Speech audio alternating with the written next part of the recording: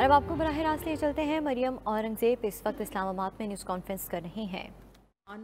इल्ज़ाम और झूठ बोलता है और सिर्फ ये कह देता है कि आज मेरा वो बयानिया जो मैं पिछले 6 माह से आवाम को बेवकूफ़ बना रहा था, हकीकी आज़ादी मार्च का मकसद मौसूफ कह रहे थे कि आवाम को समझ आ गई है।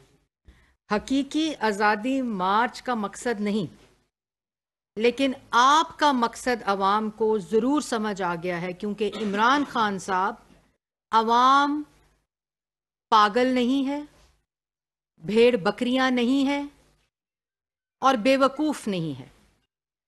और जिस वक़्त वोट ऑफ नो कॉन्फिडेंस आया, उस वक़्त इमरान खान साहब ने कहा कि अमरीकी साजिश हो गई है, रजीम चेंज हो गई है, मेरे ख़िलाफ़ अमरीका ने साजिश करके एक इम्पोर्टेड हुकूमत ले आए हैं और इसके ऊपर से पाकिस्तान को से गुलामी को बचाना है और हकीकी आज़ादी दिलानी है।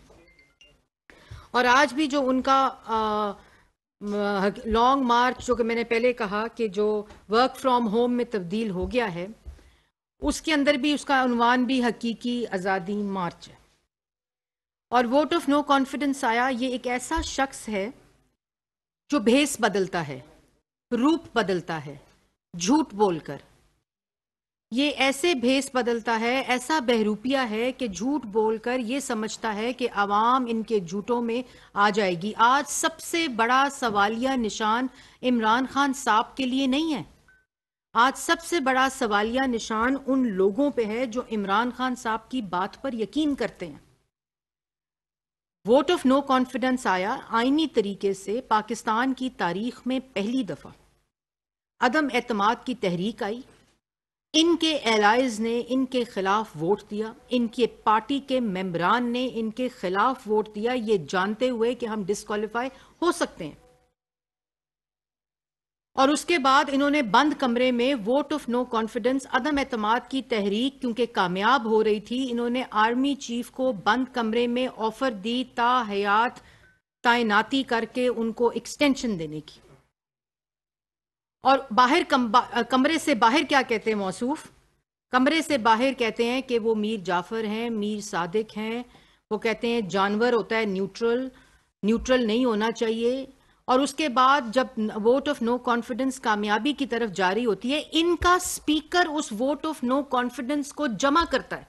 ये वो लोग बात सुने, वोट ऑफ नो कॉन्फिडेंस जब हम मूव करते हैं एज ऑपोजिशन, इनका स्पीकर उसको नेशनल असेंबली में जमा करता है, उसके बाद उसके बहस करने की मोहलत देता है, उसके बाद उसको सबमिट कराकर उस पर वोटिंग की इजाजत देता है। और वोट वाले दिन जिस वक्त बंद कमरे में आर्मी चीफ ने आपकी बात नहीं मानी और आपको यकीन हो गया कि वोट ऑफ नो कॉन्फिडेंस, अदम एतमाद की तहरीक जो है वो कामयाब होने जा रही है, तो आप क्या करते हैं? ये वीडियो देखें आप, इसके बाद मैं आपको बताती हूँ। सारी गुफ्तगू एक ही शख्स कर रहा है और इसी बहरूपिये की बात मैं आप लोगों से कर रही थी, जो झूठ बोलकर भेस बदलता है और आवाम को और उन लोगों को जो इसकी बात सुनते हैं उनको भेड़ बकरियां, बेवकूफ और पागल समझता है। एब्सोल्युटली नॉट गुलामी, हकीकी आज़ादी। और अभी कुछ देर पहले कह रहे थे कि ये डरते हैं कि सुपर पावर इनसे नाराज ना हो जाए। और यही शख्स जिस वक्त वोट ऑफ नो कॉन्फिडेंस कामयाब होने लगती है तो कहता है मैं मुल्क बंद कर दूंगा, स्पीकर से, डिप्टी स्पीकर से आइन शिकनी कराता है। साइफर जो खत आता है खुद कहता है कि इसके साथ खेलना है।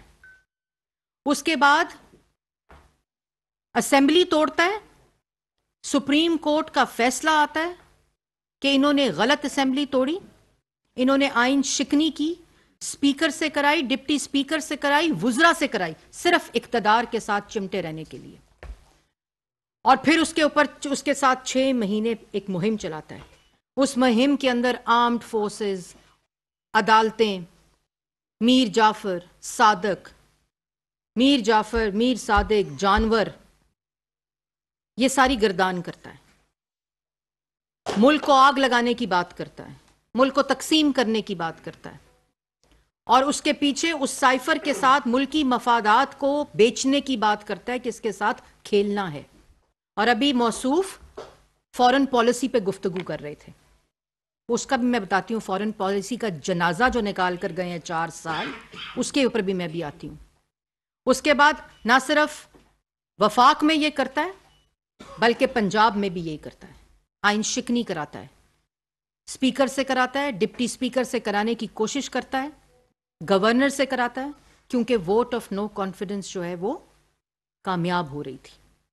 और आज जिस वक्त अमेरिका से माफिया मांगने, तरले मिनते की बातें करते हैं तो कहते हैं it is over and it is behind me. ये शख्स एब्सोल्युटली नॉट कहने वाला शख्स। मुझे तो तरस आता है जिन्होंने अपनी गाड़ियों पे वो स्टिकर लगाए थे एब्सोल्युटली नॉट के और की आज़ादी के, उनको तो मशवरा दे दें कि स्टिकर कौन सा लगाना है। अब इमरान खान साहब, it is not over and it is not behind us, it is in front of us and you will have to answer. It is absolutely yes now, क्योंकि आपको जवाब देना पड़ेगा। और ये तमाम बयानियां, हकीकी आजादी का शोर वो चोर मचा रहा था जिसने हरम शरीफ की जो अक्स था उसकी घड़ी कौड़ियों के दाम बेची। अवाम के सामने मदीना की रियासत बनाने की बात करते हैं, कानों के अंदर इस्लामिक टच देने की बात करते हैं, और पीछे दरवाजे से वारदातें डाल के तोशा खाना में दुकान लगाई हुई थी और वहां तोशा खाना की घड़ियों की गलत इवैल्यूएशन करके उनको खरीदे बगैर बेच के, ये घड़ी जो इन्होंने बेची इसको खरीदने के पैसे तोशा खाना में जमा नहीं कराए थे जिस वक्त ये घड़ी बेच रहे थे। हमारी घड़ी तो हमें वक्त बताती है, इमरान खान की घड़ी ने इमरान खान की औकात बताई है। और आप 38 घंटे हो गए आज, अगर आपकी कानूनी मुशावरत बात, आप यूए की अदालत और यूके की अदालत क्यों जा रहे हैं? आप रसीदें दे दें। आप इतना जो वकील, वो भी पैसे जो आपने यहां से लूटे हैं वकीलों की उस पे लगाएंगे फीसों पे, तो आप एक काम करें, आप यूए की अदालत और आप यूके की अदालत क्यों जा रहे हैं? एफआईए में केस है, आज सुना है मैंने नैब में शायद केस चला गया है तोशा खाना का, और उसको भी छोड़ें।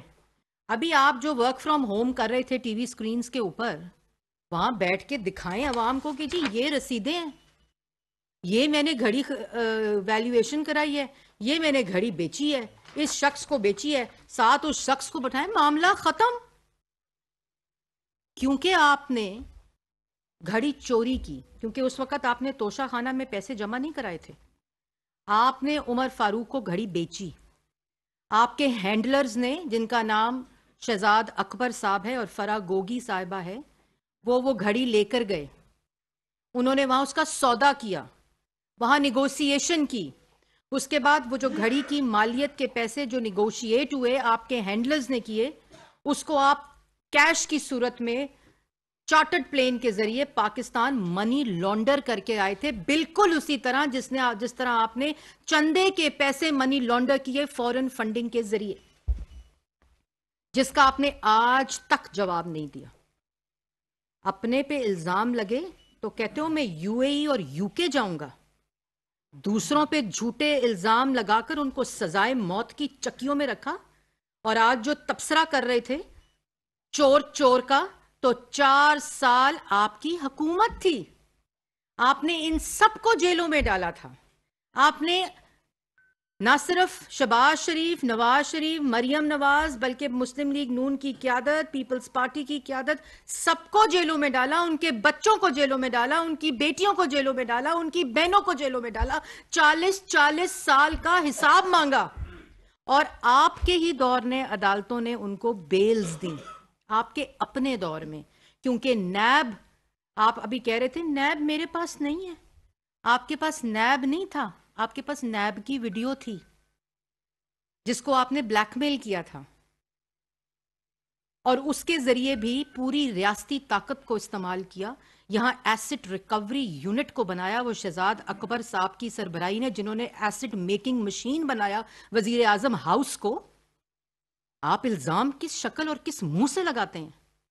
आपने 40-40 साल के हिसाब लिए हैं, FIA ने लिए, नैब ने लिए, लोगों ने अपनी रसीदें दी हैं। आपकी तरह रसीदों के बदले धमकियां, गालियां, बोहतानबाजी और इल्जाम तराशी नहीं की। आज आप किसके ऊपर इल्जाम लगा रहे हैं? जिनको जेलों में रखा था, जिन पे केसेस झूठे बनाए थे, उन्होंने तो उस वक्त नहीं कहा था कि हम जेल नहीं जाते, हम हिसाब नहीं देते। और उसके बाद 4 साल अभी कह रहे थे इंसाफ अगर सस्ता होगा तो अवाम खुशहाल होगी। जो सस्ता इंसाफ और इंसाफ की बात कर रहा है, 4 साल हुकूमत में था और अभी भी 10 साल से खैबर पख्तूनख्वा की हुकूमत इनके पास है, जहां एहतसाब कमीशन 10 साल से बंद है। ये उन लोगों के लिए सुनना बहुत जरूरी है कि जो शख्स इंसाफ की बात कर रहा है, जहां उसकी हुकूमत है खैबर पख्तूनख्वा में, वहां 10 साल से, जब से इनकी हुकूमत है, एहतसाब कमीशन बंद है, उसको ताला लगा हुआ है। पंजाब के अंदर आपकी हुकूमत है, दे इंसाफ लोगों को। वहां आप कहते हैं कि मैं प्राइवेट अस्पताल से मेडिकल लीगल कराऊंगा और मेरी FIR मेरी मर्जी से मेरे नामों के मुताबिक काटी जाए, तो फिर पंजाब के और पाकिस्तान के हर शहरी को यह हक हासिल होना चाहिए कि वो किसी भी अस्पताल से मेडिकल लीगल कराए, और उसके पास भी यह इख्तियार होना चाहिए कि जिस शख्स का वो नाम ले, उस शख्स का नाम सबूत के बगैर उस FIR में दर्ज होना चाहिए। पंजाब में आपकी हुकूमत है, खैबर पख्तून में आपकी हुकूमत है। लाएं कानून में तरमीम और दें ये हक सब पाकिस्तान के शहरियों को, तब बात करें कि इंसाफ जब होता है तो अवाम खुशहाल होती है। आज आप ये समझें कि आपकी मंशा, आपकी ताकत, आपकी जिद, आपका तकब्बुर हो और आपकी मर्जी पे कानून चले, ऐसा नहीं हो सकता। और आप कहते हैं कि जिस शख्स का मैं नाम लूं, जिन जिन को मैं अपने कत्ल के मुकदमे में नामजद करूं, उसकी FIR कट जाए। क्यों? आप सबूत लाएं। अब अपने ऊपर इल्जाम आए, अपने ऊपर सबूत आए, तो मैं UAE और UK जाके हिसाब कराऊंगा। वो भी 38 घंटे हो गए, ऐलान नहीं हुआ अभी तक कि किस अदालत में जाना है। शहबाज शरीफ ने आप पे हत्या इज्जत का डेफेमेशन का सूट किया हुआ है। 6 साल हो गए अदालत में पेश नहीं होते। इमरान खान साहब, आप किस मुंह से आप लोगों पे डेफेमेशन का केस करेंगे? बात मुख्तसर है, तोशा खाना से घड़ी चोरी की, उसको वैल्यूएट कराया सस्ता, गलत पॉलिसी के तहत उसको पैसे जमा कराए बगैर बेचने भेज दिया। फराग गोगी के हैंडलर 1 के हाथ, हैंडलर 2 बैठकर फोनों के ऊपर निगोशिएट कर रहा था घड़ी के बारे में। वहां घड़ी बेची और उस घड़ी को बेचकर कैश पैसे लेकर आए जो कि डिक्लेयर नहीं किए, और उसके बाद कहते हैं मैंने तो कितने की बेच दी थी, 5 करोड़ की, इस्लामाबाद में लिखी हुई दरखास्त के साथ। मतलब मौसूफ ये कह रहे हैं मैंने घड़ी बेच दी है, उसकी रसीद नकली बनवा ली है। तो वो जो वहां गई उमर फारूक के हाथ में घड़ी है, वो कहां से आई है जी? वो घड़ी पूरी दुनिया में एक घड़ी है जो कि इनको बतौर वजीर आजम मिली थी। और आप किस मुंह से ये कहते हैं कि मेरी हुकूमत आए? अब इनकी हुकूमत आए तो ये शक्ल वजीर आजम की कुर्सी पर बैठी हो तो इन पे किस हेड ऑफ द स्टेट ने यकीन करना है और इनके ऊपर किसने इनसे बात करनी है? और फॉरेन पॉलिसी की बात करते हैं। फॉरेन पॉलिसी, जिस जगह जाते हैं, जिस जगह वजीर आजम गए हैं पिछले 6 महीने के अंदर, शहबाज शरीफ साहब, इनके घटियापन की दास्तानें सुनाई जाती हैं। ये जो घड़ी चोरी की दास्तान है, इससे मजीद घटिया बातें सुनाई जाती हैं। इन्होंने मुल्की मफाद बेचे हैं, इन्होंने मुल्क की तज़हीक कराई है, इन्होंने जितने प्रोजेक्ट CPEC के थे वो बंद कराकर, इन्होंने जो यहां कंपनीज थी चाइनीज, उन कंपनीज का कारोबार बंद करा के उसके ऊपर दुकान लगाने की कोशिश की। इन्होंने टर्की के, UAE के जितने फॉरेन इन्वेस्टमेंट यहां आई हुई थी वो तमाम 4 साल बंद रही है, जिसकी वजह से जो इकोनॉमी की, अभी मौसूफ फरमा रहे थे कि किसान के बारे में, क्रशिंग के बारे में बात कर रहे थे, तो सुनने वालों को यह बता दूं कि क्रशिंग सूबाई मसला है, ये इनकी पुरानी हरकतें हैं कि मुल्क में किल्लत करो, क्रशिंग की इजाजत ना दो, इंपोर्ट की इजाजत दे दो और उसकी प्राइस को बढ़ा दो और पाकिस्तान की आवाम अंगूठों पे स्याही लगाकर 1 किलो चीनी के लिए खवातीन कतारों में खड़ी हों। ये इनकी औकात है। ये इकोनॉमी के ऊपर गुफ्तगू कर रहे थे अभी। और आज भी क्रशिंग की इजाजत इमरान खान साहब कोई होश करें, पंजाब में आपकी हुकूमत नहीं दे रही। जो दुहाई आप डाल रहे हैं असल में अदम एतमाद आप कर रहे हैं परवेज इलाही साहब पे। वो क्रशिंग की इजाजत नहीं दे रहे। किसको दुहाई दे रहे हैं? किससे झूठ बोल रहे हैं? भेड़ बकरियां समझा हुआ है आवाम को, पागल समझा हुआ है, बेवकूफ समझा हुआ है। इसलिए मैंने शुरू में जैसे कहा था कि मुझे यकीन है कि इनको कोई गोली नहीं लगी, इनको गम लगा हुआ है। और वो लॉन्ग मार्च अब वर्क फ्रॉम होम में तब्दील हो गया है क्योंकि वो बुरी तरह फना हो गया है, नाकाम हो गया है। लोगों को इनके असल मकासद का पता चल गया है। क्योंकि इनका क्या है, इन्होंने तो एक दिन आके कहना है it is behind me and it is over and that's it. और लोगों ने ये समझना है कि ये इमरान खान साहब जो हैं वो बिल्कुल आगे चलें। ऐसा नहीं होता। आपको हर बात का जवाब देना पड़ेगा। अवाम आपकी असलियत जानती है। खैबर पख्तूनख्वा में और पंजाब में आपकी हुकूमत है। अभी कह रहे थे कि पंजाब में मेरी हुकूमत है लेकिन मैं FIR नहीं कटा सकता।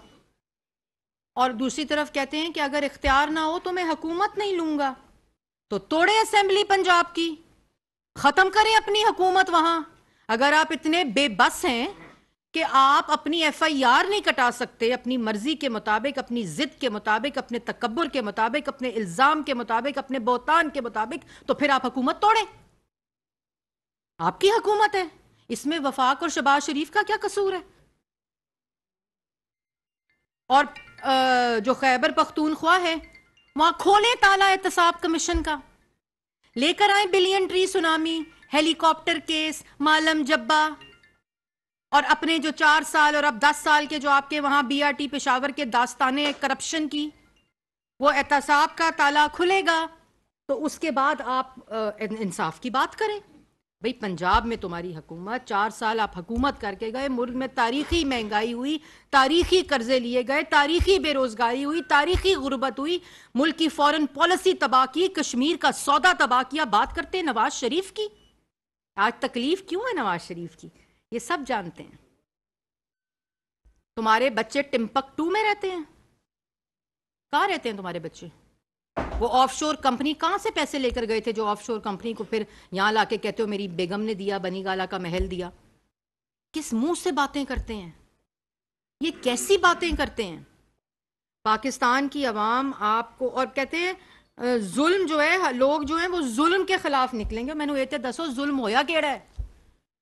आपसे घड़ी का हिसाब मांग रहे हैं, आपसे फॉरेन फंडिंग का हिसाब मांग रहे हैं, आपसे तोशाखाना के डाकों का हिसाब मांग रहे हैं, आपसे हीरे जो आपने अपने इख्तियारात को इस्तेमाल करके फराह गोगी ने आपकी बुशरा बीबी के कहने पे 2 कैरेट को 5 कैरेट किया, उसका हिसाब मांग रहे हैं, जमीनों के लेन देन का हिसाब मांग रहे हैं, LNG LPG बिजली के मंसूबों में जो माफियाज को आपने फायदे दिए उसका हिसाब मांग रहे हैं।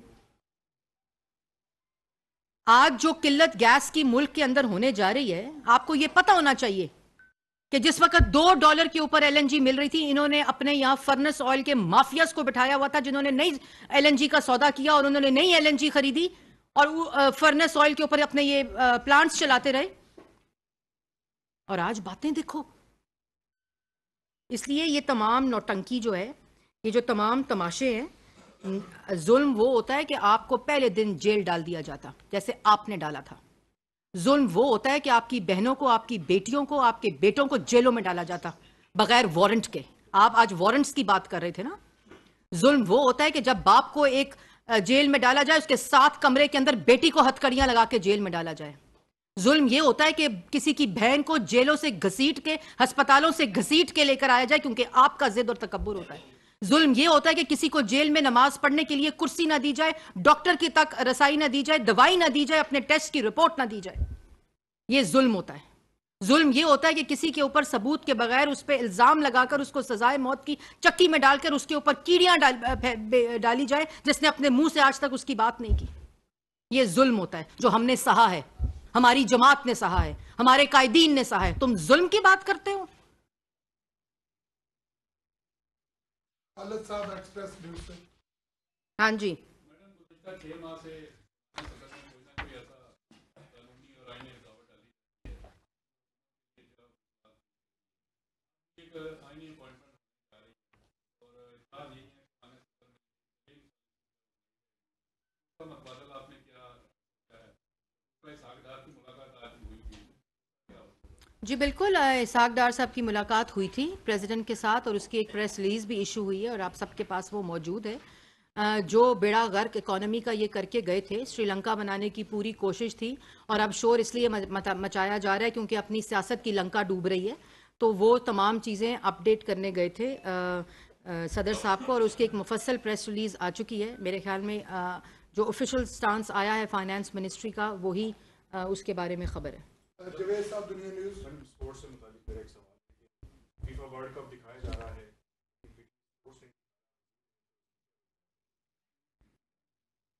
बड़ा ही अच्छा सवाल किया आपने जावेद। मैंने इसके ऊपर पूरी प्रेस टॉक करनी है और जब मैंने ये पता किया, जब हम आए, मरियम औरंगजेब गुफ्तगू कर रही थी।